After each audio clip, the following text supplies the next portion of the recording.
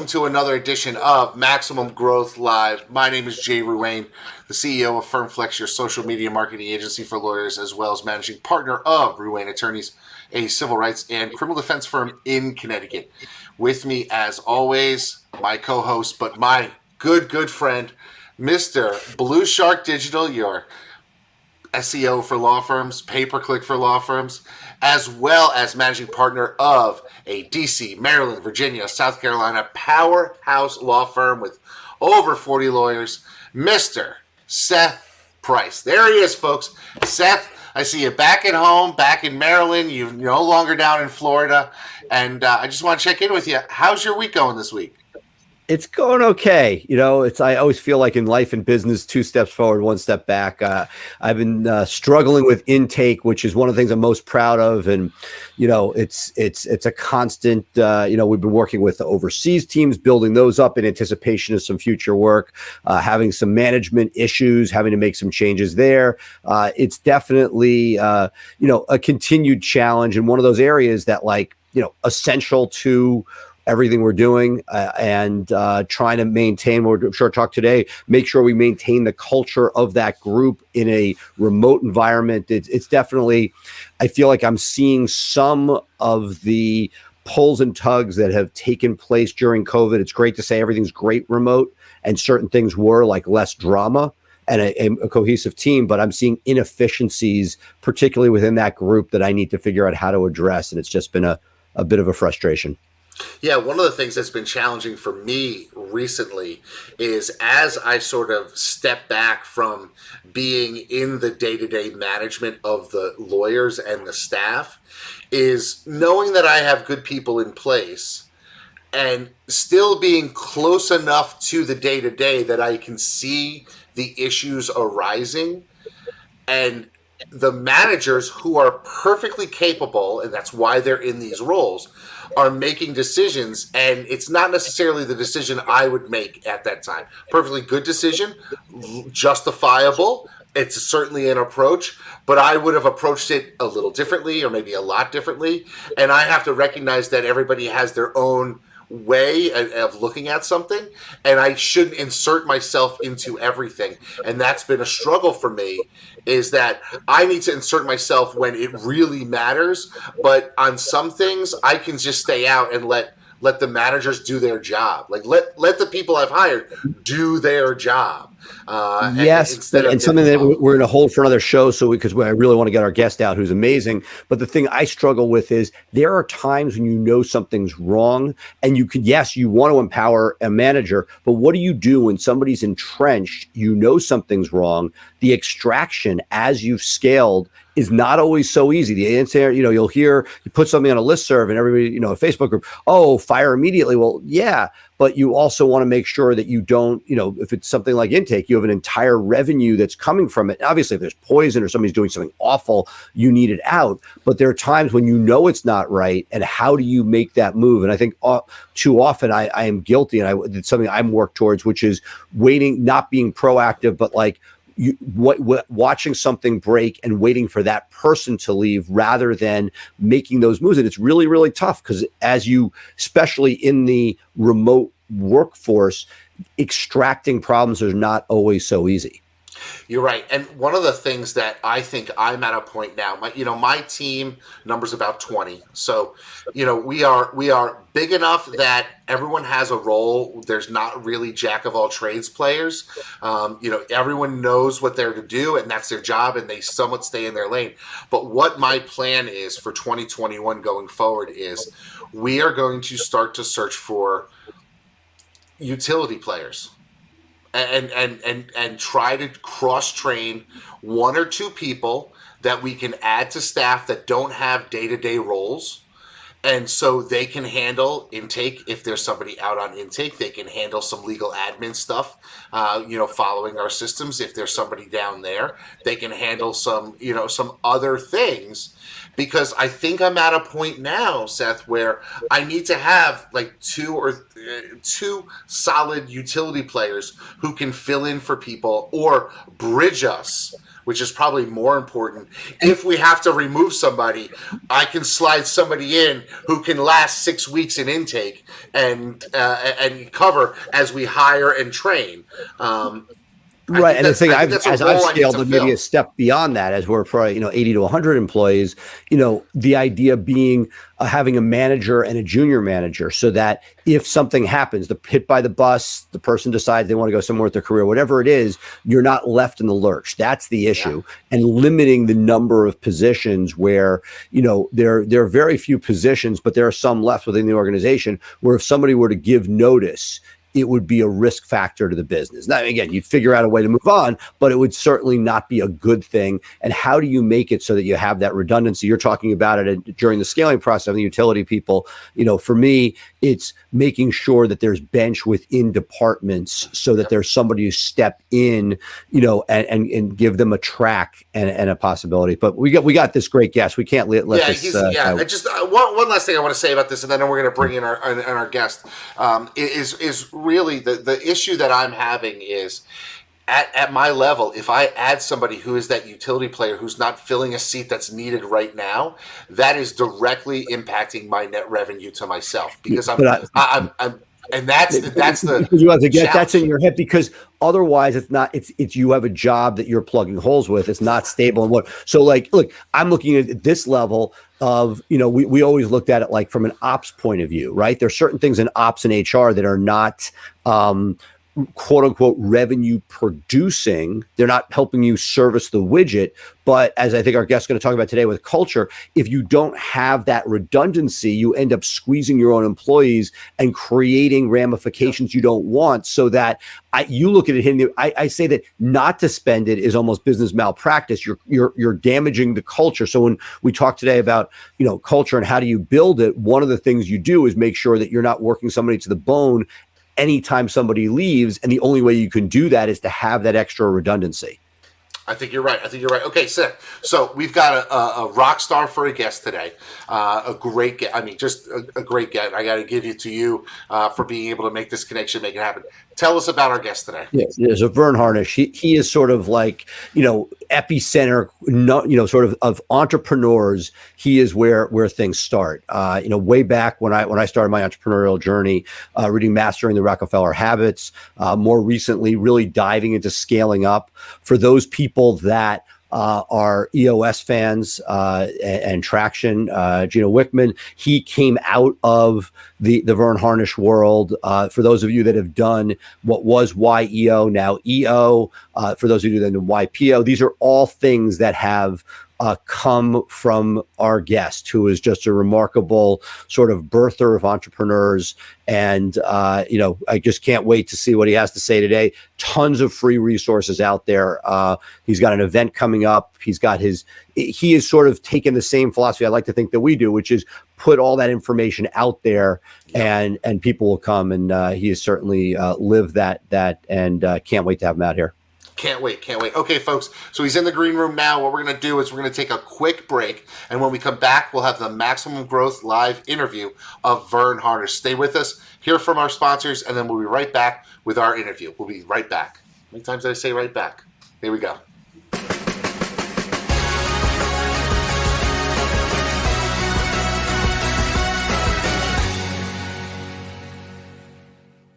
Hi, I'm Jay Ruane, one of the founders of FirmFlex and a practicing attorney for over 20 years.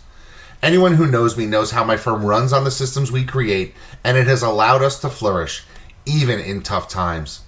I spent years and hundreds of thousands of dollars until I finally figured out a way to engage my audience and drive top-of-mind awareness with social media. And what did I do once I figured it all out? I built a system for it, and now you can put that system to work for you.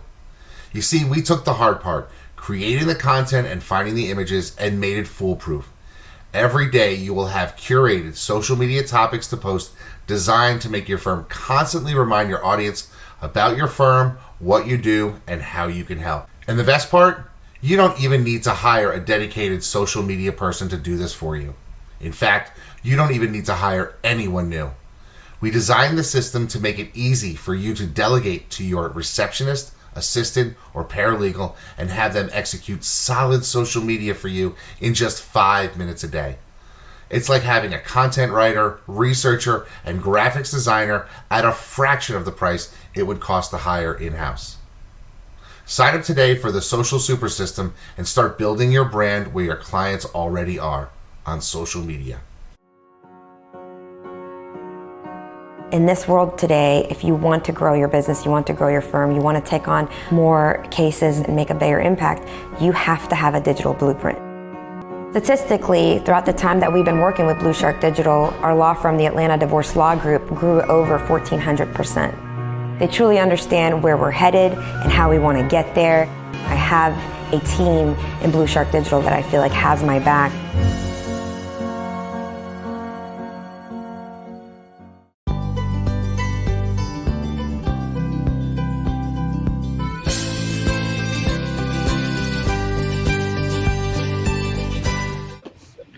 We are honored to have Verne Harnish here today, mastering the Rockefeller habits and scaling up 2 seminal books in my business career. Welcome. Thank you for being here.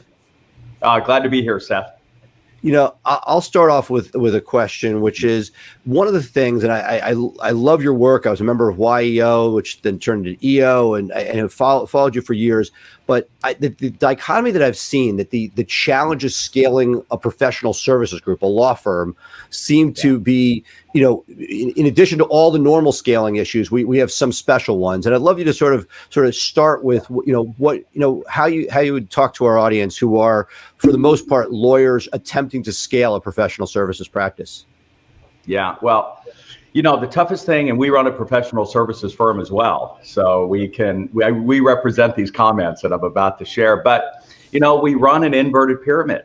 The traditional organization, the people that are doing the work are at the front line, and then you've got leadership. But in a professional services firm, the people that are actually selling, the people that are actually delivering on the service are in many cases the principals of the organization, the co-founders, if you would. And so there's really no, in a sense, leadership at the top.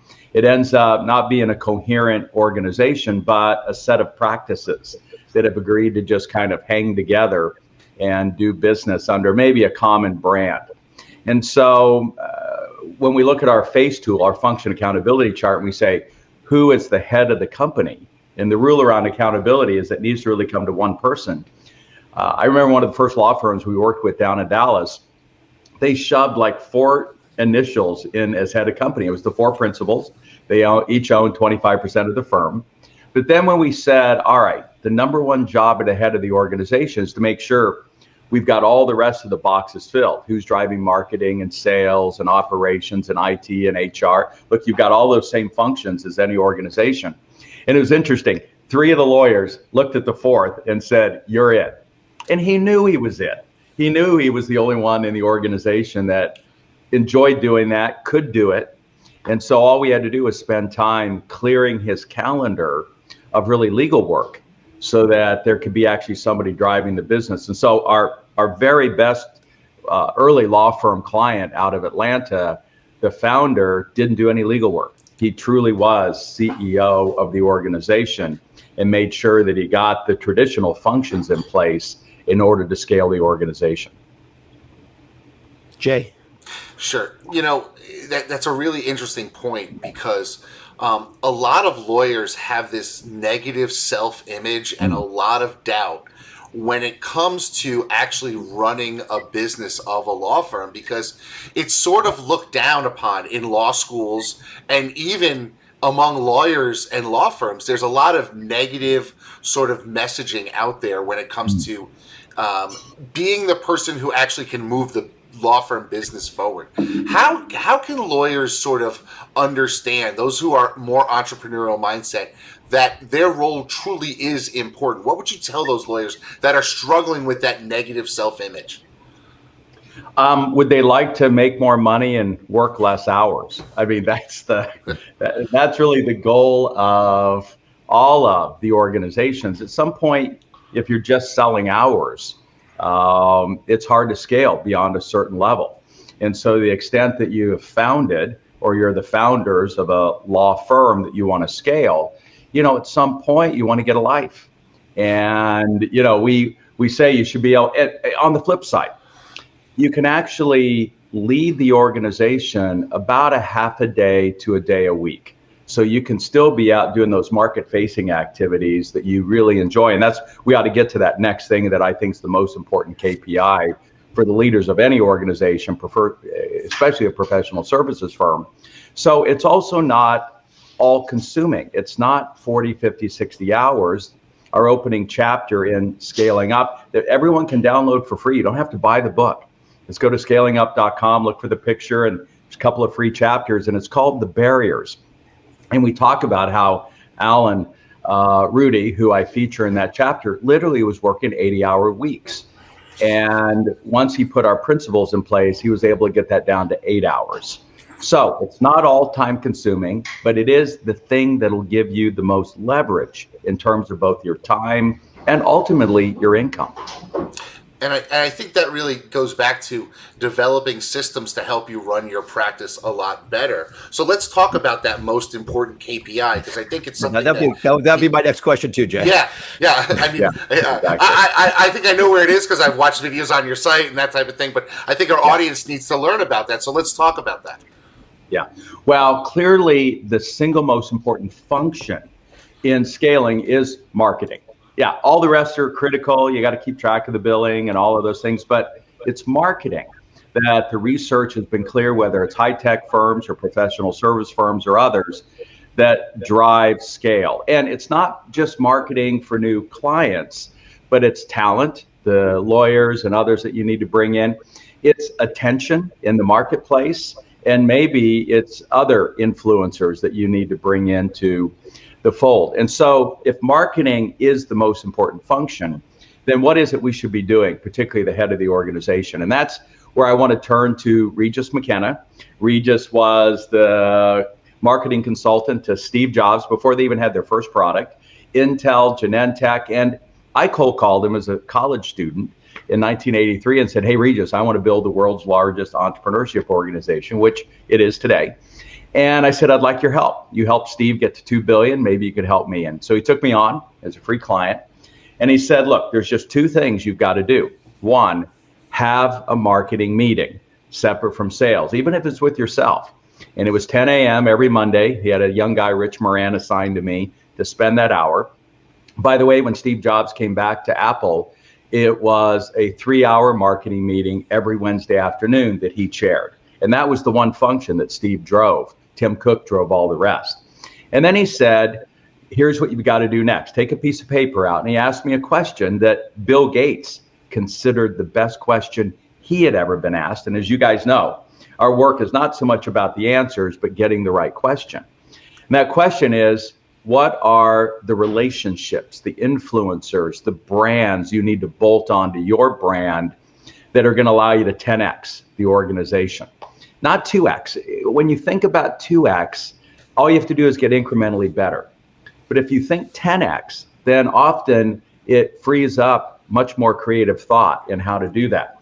And so I took a piece of paper out, and look, I was young, dumb, and broke, as a song goes, in college. And I wrote down President Ronald Reagan. I'm going to have him be the first president to utter the word entrepreneur. But by the way, I did, and got invited to the White House. And I said, look, I want Steve Jobs involved, and I want Michael Dell and Inc. magazine. And it was crazy. Working that list, Jay and Seth, for an hour every week. In 36 months, we were global. And I had hosted the first public speech of Steve Jobs after being fired from Apple, with Michael Dell and Mark Cuban sitting next to him and Inc. magazine covering it. And so for the law firm, generally most industries, local or whatever the geographical spans of the law firm, there's probably 100 to 250 people that are key. Relationships with judges and other, when I was involved in my only lawsuit, I appreciated that John Fisher, my lawyer, really had the relationships in the community through negotiations and other stuff that he could bring to bear in our particular case. And of course, looking for new opportunities. And then, lead sources, if you would. And then what you want to do, this is now the most important KPI, is not the number of minutes, but the number of hours you're spending every week nurturing those relationships. And look, as soon as you can get back face to face, I think talk time's critical, more important than email.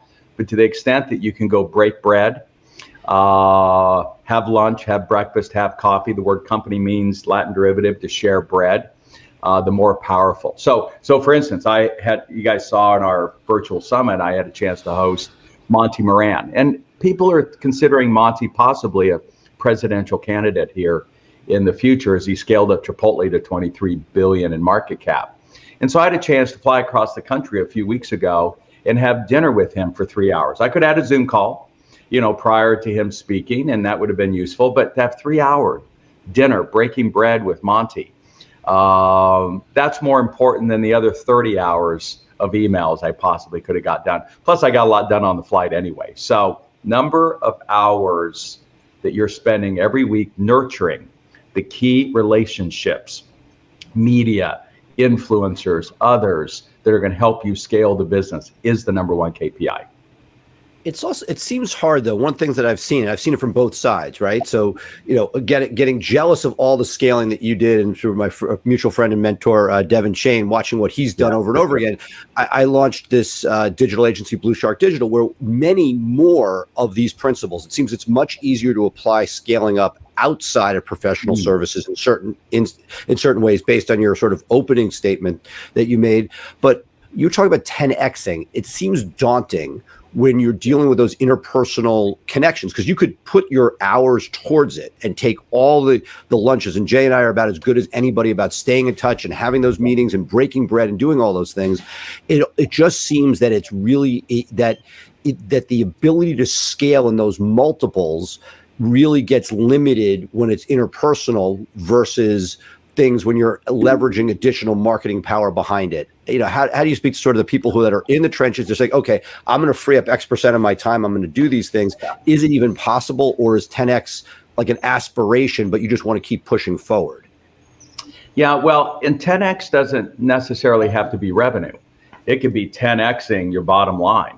It could be 10Xing your reach. It could be 10Xing whatever your purpose is, in terms of if you're a personal injury law firm or whatever it might be, criminal law firm, where just the amount of justice that you've brought. Look, at the end of the day, you want to bring justice. I was going to be a lawyer, and it's a space that I dearly love. And the sense of injustice that you're out there fighting, to the extent that it's one of the reasons somebody got into the business in the first place, to be able to 10x your reach in that particular field is powerful. So it's mostly a mindset. But if we even go back to your individual effort, your ability to attract in the right next lawyer who is going to be able to, that has the talent, that's going to be able to further the goals of the firm, what a multiplier effect. For me, I can only serve a dozen clients. But now that we have almost 200 partners on 6 continents, we're, as a professional services firm, global, and I'm able to touch 3,000 companies directly in any one day. And we're now working to 10x that, to where we can get that to closer to 25,000 clients in the next 5 years. And so it's about fulfilling our purpose and the difference that we want to make in the world. That's really interesting. Coming from my perspective, I have a criminal defense and civil rights firm here in Connecticut. And one of the things that scaling my firm allowed us to do was take on post-conviction innocence project cases that matter to me. And we've been able to walk 2 guys out of jail on murder cases that they didn't do, because we had the scale. So that's a really good point that you make. That my scaling my my general DUI criminal practice, it didn't necessarily increase my revenue, because God knows those Innocence Project cases don't pay, but my impact on the world certainly has been able to be 10x because I was able to do that. And I think that's something that our audience really needs to know, is that that idea of scaling doesn't necessarily mean revenue. It can mean so much more that we can derive from. But one of the questions I have for you is just a really sort of simple one that probably would take you hours to answer. But what is the biggest misconception when it just comes to scaling? When, you know, I'm a professional service provider. I've hung a shingle. I'm out there doing it. And now I say to myself, I want to build something bigger than just me. What's the biggest misconception I need to sort of understand before I can really make that next leap? Yeah, it's a great question. As I think about how to answer it, just remind me.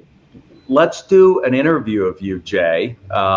We've got a media site called scaleups.com where we feature all kinds of scale-ups. There's a lot of, you know, things that love to feature sexy startups, and the Fortune 500 get plenty of coverage, but the mid-market scale-ups don't. And so let's tell your story about how scaling the one side has allowed you to have this kind of impact on the other. I love that story, Jay. I hope that connects with everybody on this podcast. Back to your question. I think it's believing that everyone is your customer. And that's the biggest misconception. So let me tell you a quick story. You know, we hosted Nate, the co-founder of Airbnb, a few months ago, just before they went public. And I knew Nate and some of the guys back when they had launched. And they believed Airbnb should be a global company. And in some sense, it needed to be global for the business model to work. But they never could get it to work. I mean, folks don't realize they stumbled for 5 years with essentially zero revenue. And they finally talked their way into Paul Graham's Y Combinator. They're still flailing. And finally, Paul came along and said, look, who's your best customer? And they're like, well, everybody, right? In some sense, if you're VRBO or Airbnb or Lynx or any of these folks, it's everybody. Paul goes, no. Where do you have the most customers? And at the time, they're in Silicon Valley. They said, well, New York City, we have 20 beds. Think about it. After 6 years of business, they got 20 beds in one of the most lively cities in the world. And Paul goes, all right, pack your bags. You're moving to New York. And you're going to stay till you 10x New York. And they did. They literally lived with those customers, which you could in an Airbnb model, to figure out what wasn't working. They fixed it. They then took it to 200 beds. And then it finally took off. And so we have what's called the 770 rule. You don't want more than 7% of the market. You want profit share, not market share. And if you think about Amazon, the wealthiest guy on the planet, one of the top market cap companies in the world, they only have 2% global market share of retail. 2%. IKEA's only got 7% global market share. So what you want to do is you want to say no to more opportunities than yes. And that's what's counterintuitive. You want to find the that's the theme of our show. We go back and forth. Okay. We talk about idea quarantine, where Jay comes up with a genius idea. That's a great idea. Let's put it 2 to 6 months and then decide if it's still a good idea. Yeah. So that is the misconception. If I'm going to scale big, I want the market. No, you want to think profit share, not market share. That's such a huge revelation right there, because I see so many people saying, I want to own it all. And gosh, that's not necessarily the way to approach it. It's really not. I mean, I'd love to have Amazon's market share of 2%. But let's talk about that, because as you start to scale up, I've been very successful taking my practice from $0 to 7 figures, mid-7. I'm doing okay. Yeah. But I'm starting to think that maybe I've exhausted my abilities at this point. And while I can be a visionary and say I want to get into there, as my staff has grown, as my marketing has grown, maybe I'm not the person who can get us to that next level. And what level of sort of self-actualization, self-realization should an entrepreneur get to when they say, okay, I've gotten us this far, but I can't make us to that next level? When does the entrepreneur have to say, let me bring in people for more things so I can focus narrowly on what I am best at? Yeah.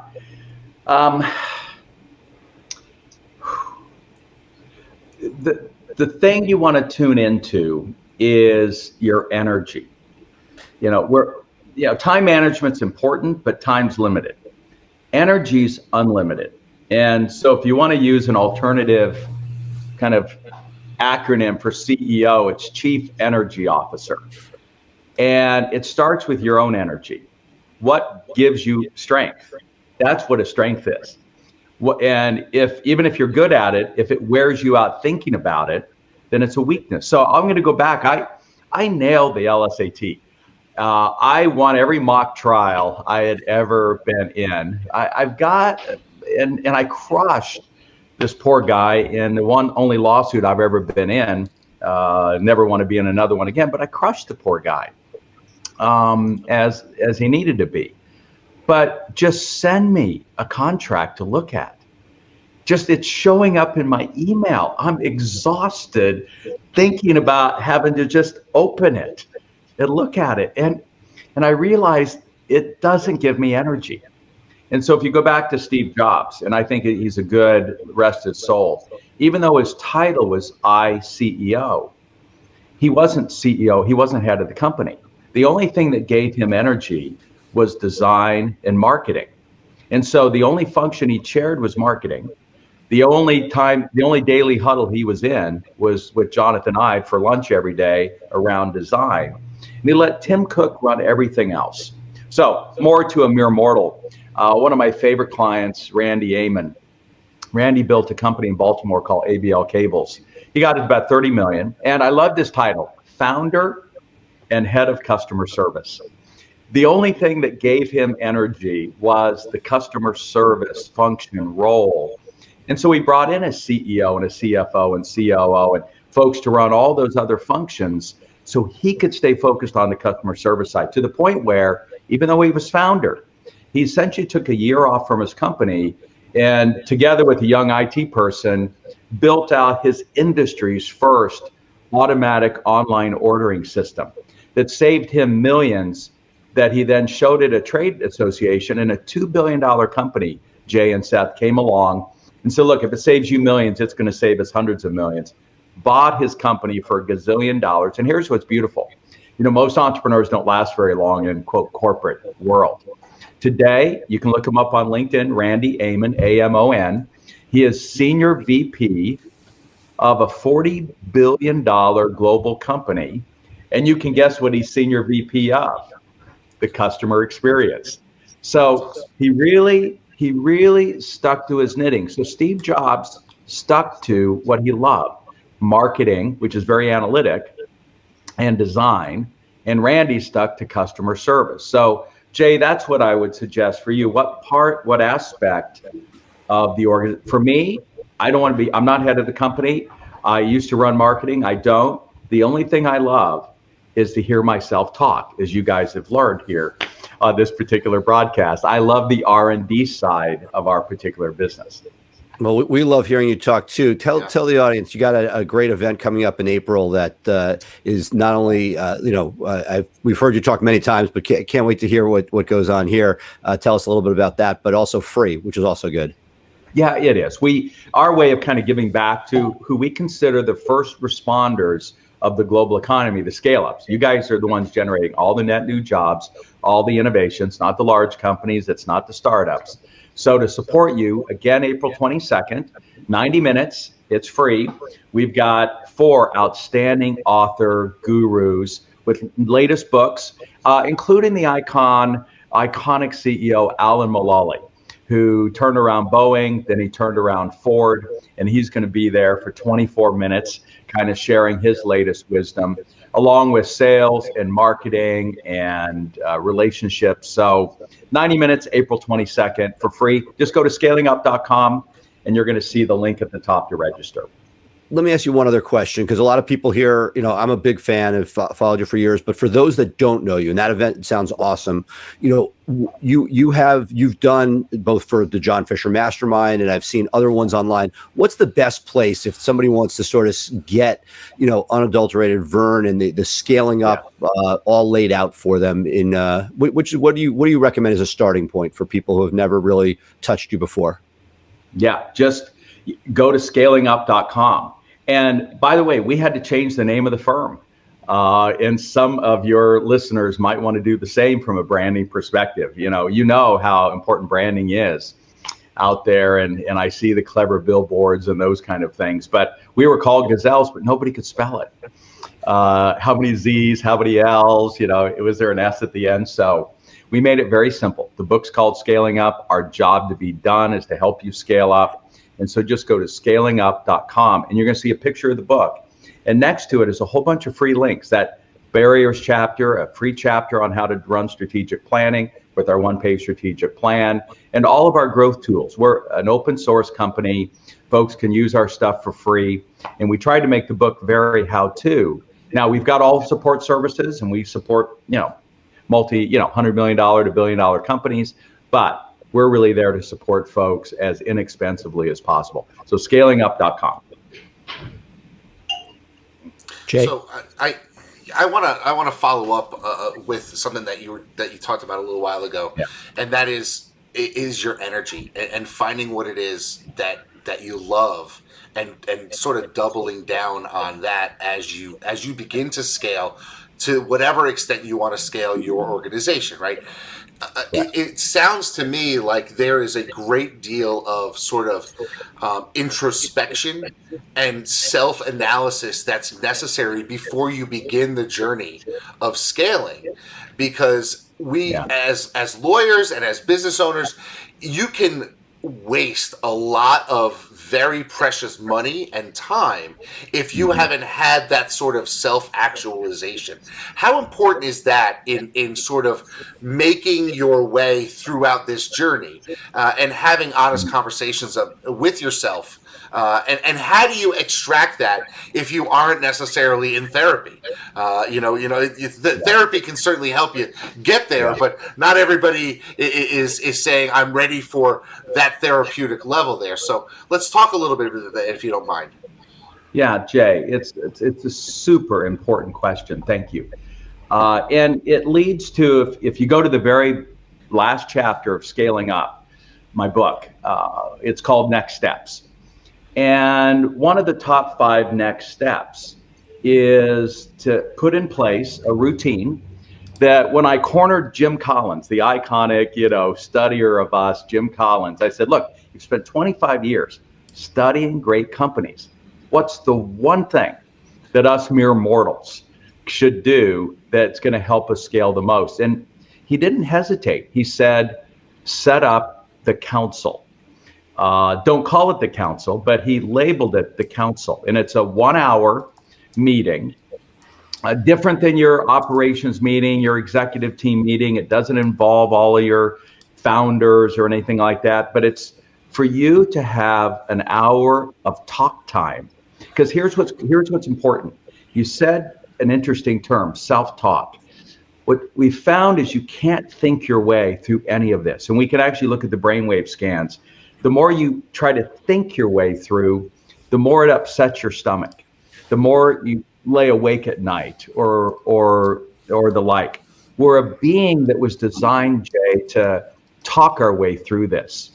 And so you've got to have the talk time. And so that's why the forums of, where you have small group of lawyers that are able to meet together in a safe place where you can share your darkest moments and secrets that you don't want to share with your other partners or your spouse or anyone else. You need that safe place, like every EO member has with their forum or YPO in their forum, where you can talk out what it is that you're facing. And so every Monday morning, 9 a.m. to 10 a.m. is my counsel. And it's the CEOs of our 4 major companies. And it's a safe place for me just to put out on the table, here's what I'm wrestling with. Here's what I'm struggling with. I'm trying to figure out what we're going to do next. And 90% of it, again, is just getting it out and sending the vibrations to the world. So you need that small, safe group of fellow lawyers, fellow associates, and that hour every week where you can talk this stuff out.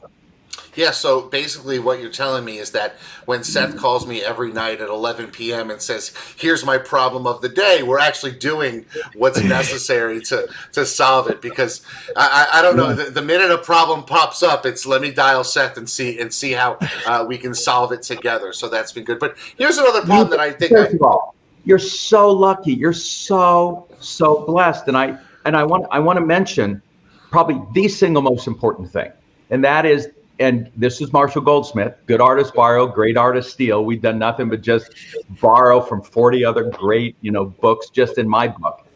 And the power of having a peer coach, not a mentor, not an advisor, all those things are important.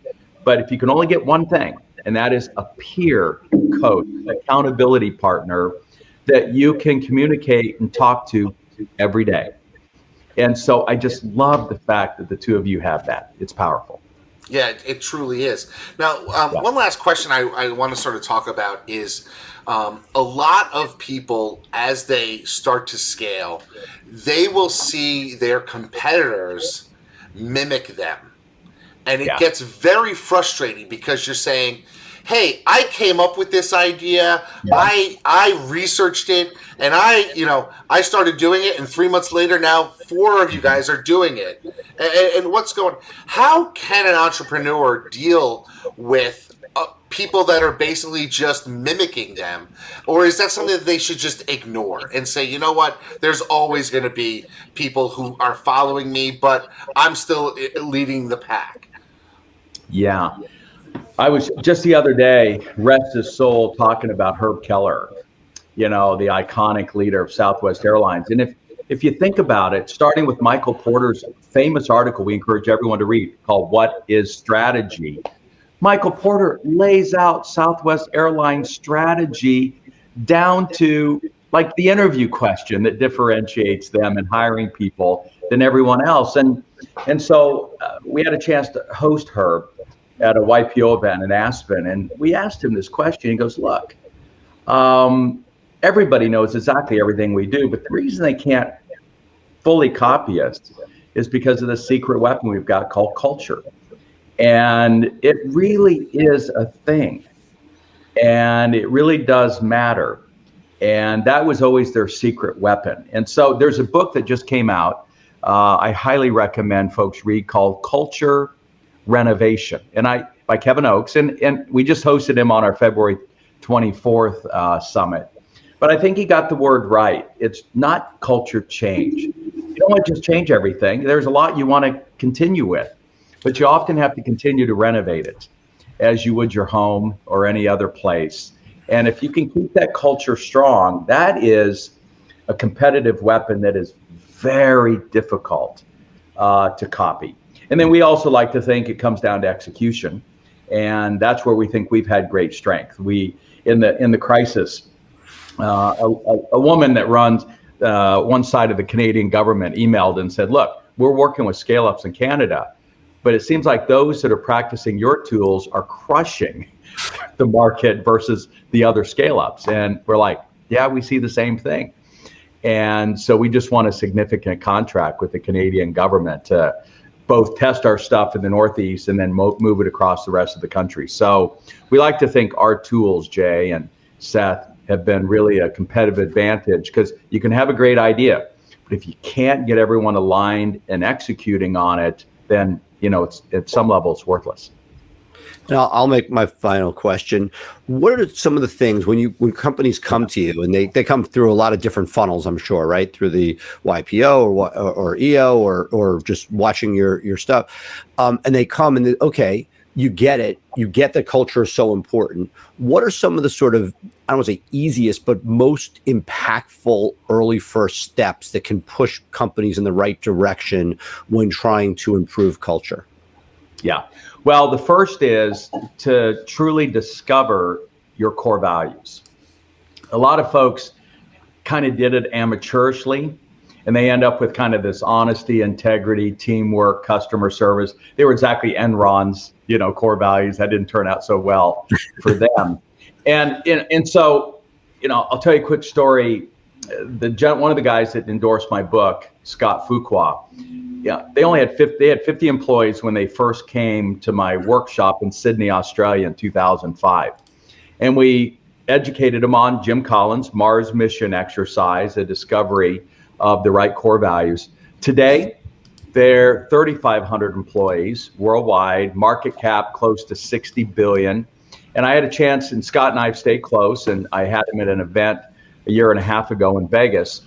And he said, look, a lot's changed from 50 employees to 3,500, but what hasn't are the 5 core values that have been at the heart of our hiring decisions and everything. And the way to think about it is you're playing a game, and all sports, all games have a set of rules. And look, most of the arguments occur over somebody violating the rule.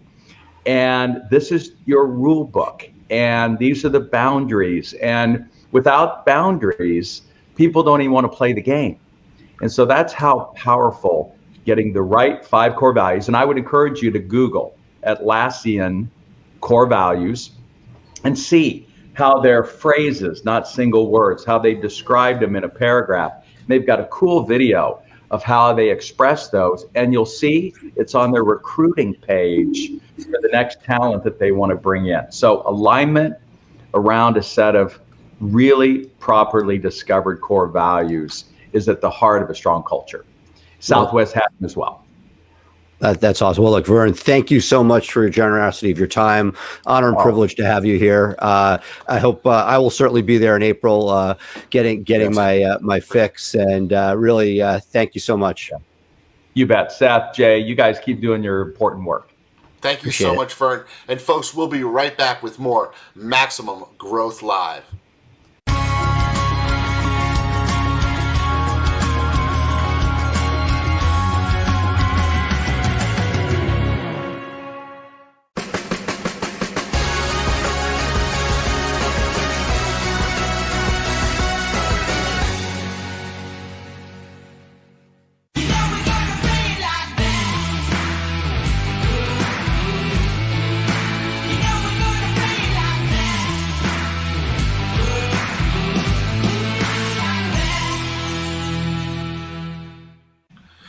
Wow, Seth, I mean, these interviews, they keep getting better and better, and there's so many takeaways. I can't wait to sit back and go I'm going to get a transcript of this one and rock through it. But one of the things that you always say is that you do what you love, right? And if you don't like to write, don't try to write a blog. If you don't like to do videos, and I think Verne talked a little bit about that, about your energy. The energy is finite, and so you find the things in your firm as you start to scale that you love and go with those. What were your takeaways? No, it's sort of, I was living it. I got the family to Florida this winter, and staying here is fine, but it's kind of depressing. My friends in the Northeast don't really leave their houses. Getting a coffee takes an act of God. Slowly as the weather warms, people are going outside. But being in Florida this winter, I felt that energy. I'm that guy, Gino, that Verne talked about, where I live off that interpersonal energy and getting to sort of visit people, taking the family truckster on the drive back, making sure that we saw friends and family and business contacts in along the way. That's what gets me up in the morning, and I feel that I'm that much more productive even today. Granted, we had this to work with, but it was just the fact that it's cold and rainy outside today. I was unproductive for the first few hours of the day. And the idea that in Florida, I was able to get outside, sit at my tiki hut. There are things figuring out what drives you, you're going to be that much more productive. So, it was, I think, great to get this perspective, and the fact that he would take his time speaking to our audience was just awesome. Yeah, I mean, this was just rock solid for me. I mean, there's so many things that you have to consider as you're growing your firm, as you're scaling your firm, and really, what we need to do is double down and really sort of take a systemic approach to the scaling. And we didn't even get into all the different systems that you can build and that type of thing. I mean, we could have Verne on every week for the next year and not even scratch the surface of the advice that he can give to our people. But I want to thank you, Seth, for arranging for this today. I mean, it's been a great week. We've had some great stuff over the last couple of weeks, and it's only getting better, folks. So I want to thank you for being with us each and every week here at Maximum Growth Live. Of course, you can always find us live every Thursday on our Facebook page and in many, many Facebook groups as we are syndicated. We have our standalone podcast where if you want to hear this on the go, you can take it with you. Of course, we are syndicated on the Maximum Lawyer podcast as well. Seth's got a great show if you want to double down and get into the thing that he pulls energy from, and that's digital marketing. You can follow that on the Blue Shark page, his SEO Insider, where he's interviewing people that are really, really pushing the envelope in digital marketing. And of course, we have our group, Systemizing Your Law Firm for Growth, that you can join. And we would love for you to join that group. I put some stuff in it this week about how to do a system for doing a visual check of all your websites. That got a lot of good response. And we have a lot of other systems that we're putting up there. So there's a lot of good stuff out there, folks, as you are growing your firm. And I want to thank you for being with us. Seth, you got anything else for the people today? No, I just did. What a great day. This is a great day for the show. We've been doing this for about a year now. And to have a guest like this, and the fact that we're attracting, it says, I think we're onto something really good. So can't wait to see what this next year is going to bring. I as well. I mean, this has been a wild ride. We are almost at a year. I think our first show was in early May, so we're coming up. We're going to have an anniversary show, and it'll be a lot of fun. We can maybe relive some of the highlights over the last year, some of the lowlights too, folks. Some of my production values early on.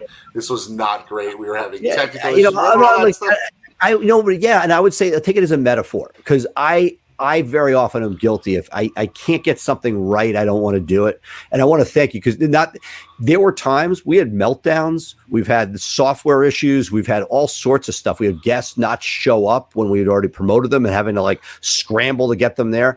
And the fact, that there's a certain value in just doing things, getting it out there, having the time. Because even if nobody's else listening, the fact that that I have a person to run these different business issues by and have that brain trust, that alone has been great. And the fact that we have a whole audience to give us feedback and let us know what they think about these different issues has been awesome. Yeah, it really has been, folks.